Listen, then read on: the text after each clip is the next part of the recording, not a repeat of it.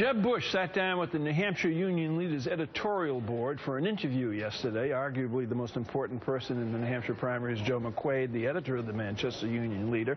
Jeb Bush's response to a question on his forthcoming tax reform plan, though, raised some eyebrows. My aspiration for the country, and I believe we can achieve it, is 4% growth as far as the eye can see, which means we have to be a lot more productive. Workforce participation has to rise from its all-time modern lows.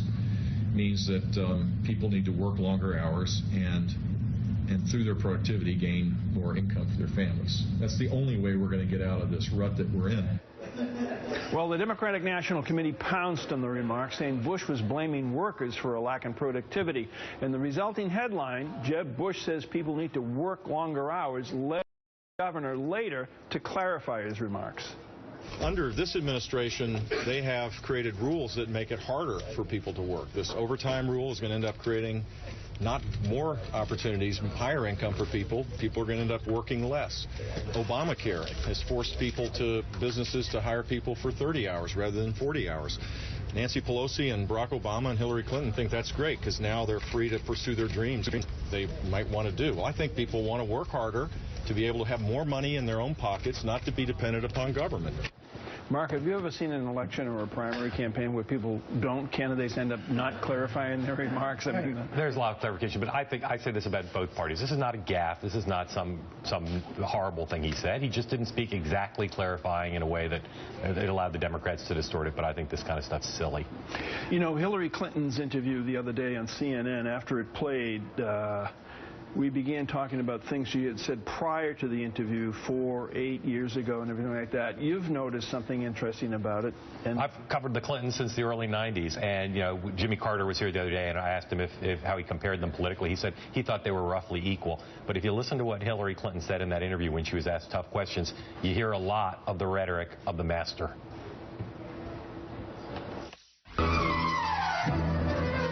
This thing's been going on for over 3 years. This has been a theme that has been used against me and my husband for many, many years. Well, that's your characterization, not mine. You know, you're starting with so many assumptions. That's up to the American people. We're going to do the best we can to level with people, and then we're going to let them make up their minds. We'll let voters make up their minds. We are doing our best to cooperate here, but we don't know much yet. I wanted to go above and beyond what was expected of me. This will test the character of the press. And I'm well aware of the fact that it's your job to raise those, and we'll do our best to respond to them. The Clinton campaign ended up putting a little bit of a rope line to keep the press a little bit back from her in the parade. There is no credible charge that I violated any law. Everything I did was permitted by law and regulation. It depends upon what the meaning of the word is. Yes.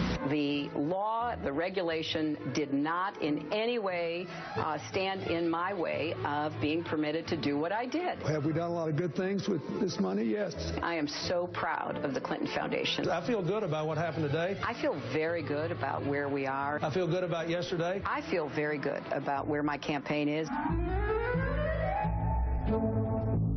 You know, she's got a lot of communications advisors, and I'm sure she prepared at length for that interview. But again, during the toughest moments, she always goes back to the thing that worked, which is her husband's pretty good at answering questions, even in tough situations. Well, not only that, but I mean, you've got Bernie Sanders now polling very well in New Hampshire, drawing huge crowds in Iowa.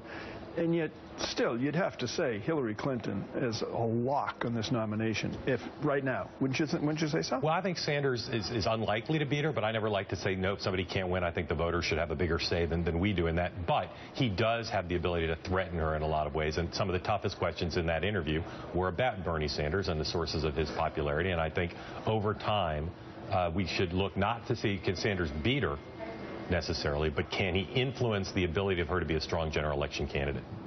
I guess I'm the only one that sometimes has to remind myself that this is 2015. Not for much longer. And we've still got 16 months or whatever until the election. I mean, there's plenty of time for the hot candidates, Mark. I'm sure you've seen that over your years of covering this stuff.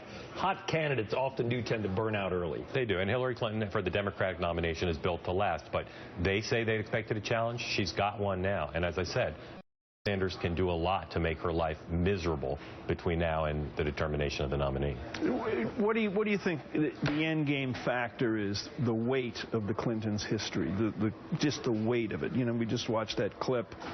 All of this around them. There's pluses and minuses to it, right? There's pluses in the fact that the Clinton presidency was considered successful by a lot of people. There's minuses. A lot of people don't want to return to the Clinton days for one reason or another. But in the end, as much as we focus on the two of them, and that video did, it's about her. It's about her ability to convince the American people that she's the best person for the next 4 years. All right, up next.